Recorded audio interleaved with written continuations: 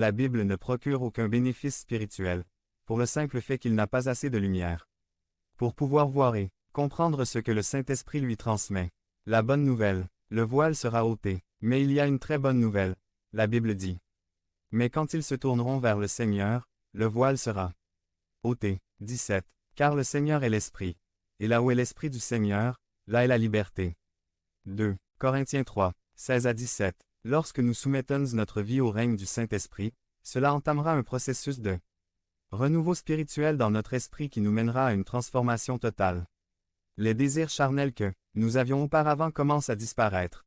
Maintenant, nous aspirons et désirons davantage les choses spirituelles, de telle manière qu'elles deviennent notre seul véritable délice. Le processus de renouvellement. Premièrement, la personne doit avoir le désir de changer. Pour beaucoup, l'envie de changement devient un grand besoin. Ce sont ceux-là qui se donnent dès le début de tout leur cœur et Dieu fait une œuvre si vite que ceux qui le connaissent restent perplexes et se demandent. Qu'est-ce qui vous est arrivé? Qu'est-ce qui t'est arrivé? Ces questions se posent en raison du changement bouleversant et palpable que Dieu a opéré chez la personne qui s'est laissée traiter. L'agent de renouvellement est le Saint-Esprit.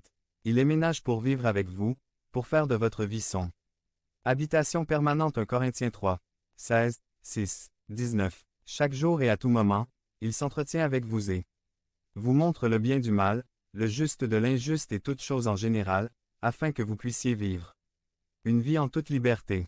La vie en liberté est la vie de l'esprit résidant dans le croyant.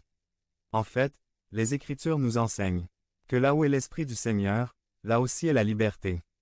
2 Corinthiens 3, 17. C'est l'Esprit qui nous fait sortir des prisons obscures et nous amène à la lumière de Jésus-Christ. Luc 4, 18. Acte 10, 38. Dieu, par le Saint-Esprit, nous fait passer du royaume des ténèbres au royaume de son Fils bien-aimé, en qui nous avons la rédemption par son sang, le pardon de nos péchés. Colossiens 1, 12 à 13. C'est l'Esprit qui fait mourir les œuvres du corps et nous fait vivre par son Esprit. Romains 8, 13. Restez dans la liberté du Christ. Devenez membre de la chaîne et AIDEZNOUS à propager la parole de Dieu à travers le monde. Point. Vendredi 15 mars 2024. Si vous croyez en la puissance de Dieu, commentez 11. 11. Une fois libérés, nous devons rester libérés.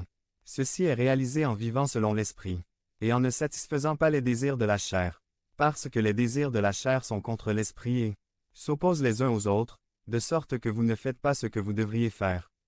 Galates 5, 16 à 17. Autrement dit, l'Esprit désire les choses spirituelles, la chair désire la chair, et à la fin il sort victorieux de celui que vous avez le plus nourri et fortifié. La différence entre une personne charnelle et une personne spirituelle est que la personne charnelle pense aux choses de la chair, tandis que la personne spirituelle pense aux choses de l'Esprit. Romains 8, 5. Chacun s'identifiera ou se fera connaître par les fruits qu'il produit. Luc 6, 44 à 45. Conseil pour rester libéra. La prière et la lecture de la parole de Dieu devraient être une partie essentielle du régime spirituel du croyant. Jean 5, 39. La parole est la nourriture spirituelle qui nourrit notre esprit et réconforte notre âme. Pierre 2, 1 à 3. La prière est le langage de l'esprit avec le croyant, elle nous relie, nous maintient en communication constante avec Dieu et nous sépare de la tentation. Matthieu 26, 41. La prière est l'apostrophe. Oxygène spirituel du croyant, ce n'est pas une option, c'est une nécessité. Luc 18, 1. Devenez membre de la chaîne et AIDEZNOUS à propager la parole de Dieu à travers le monde. Vendredi 15 mars 2024. P4. Convertis ou convaincus. Résumé. Il existe deux types de croyants au sein des cercles religieux, les convaincus et les convertis. Bien sûr, il n'existe qu'un seul véritable groupe de croyants, les convertis. Par Rolando Delgado. Convertis ou convaincus. Il existe deux types de croyants au sein des cercles religieux, les convaincus et les convertis. Bien sûr, il n'existe qu'un seul véritable groupe de croyants, les convertis.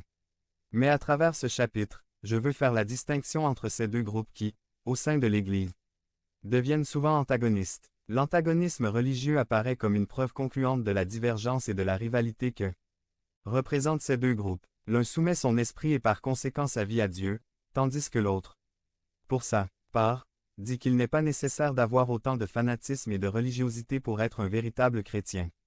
Il prend les 2 ou 3 seuls versets qu'il connaît et se lance dans la bataille avec eux. Cela cause beaucoup de dégâts à l'apostrophe. Église du Seigneur est produit de grands griefs de la part des pasteurs qui doivent souvent jouer le rôle d'arbitre, jusqu'à ce que le croyant atteigne la maturité spirituelle. Dans le psaume 1, la différence entre une personne convertie et une personne convaincue est clairement visible. Ils essaient tous deux de s'élever dans la congrégation ou l'Église pour servir Dieu. L'un avec l'esprit spirituel et l'autre avec l'apostrophe. Esprit charnel. Connaissant la fonction de l'esprit charnel et spirituel, voyons ce que dit la Bible. Quelle sera la fin des deux? Ici, le psalmiste commence par faire une analogie entre le bien et le mal. Dans les paragraphes suivants, il les définit avec plus de clarté et de distinction et à la fin il prononce le verdict qui correspond à chacun.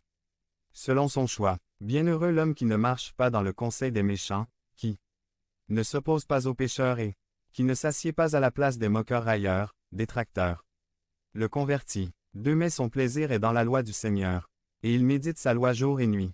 3 Il sera comme un arbre planté près des cours d'eau, qui donne son fruit en sa saison, et dont la feuille ne se flétrit pas. Et quoi qu'il fasse, il prospérera. Les convaincus. 4 Pas si mal, devenez membre de la chaîne et AIDEZNOUS à propager la parole de Dieu à travers le monde. Point. Vendredi 15 mars 2024. Si vous croyez en la puissance de Dieu, commentez 11. Qu'ils sont comme la balle que le vent emporte. 5 C'est pourquoi les méchants ne se lèveront pas au jugement, ni les pécheurs dans l'assemblée des justes. La comparaison et la résolution finale de chacun. 6 Car l'Éternel connaît la voie des justes, mais le chemin des méchants périra. Ceux qui sont convaincus vivent une vie de tiédeur spirituelle. Point. Ceux qui sont convaincus ou persuadés sont ceux qui essaient toujours mais ne se lancent jamais. Ils sont indécis et hésitants. Ils entendent le message, mais ils ne s'y soumettent pas. Il y avait un roi nommé Agrippa, qui avait entendu le témoignage de Paul. Il s'intéressait à son contenu mais le rejeta instantanément, sans l'avoir digéré, par manque d'engagement. Acte 26.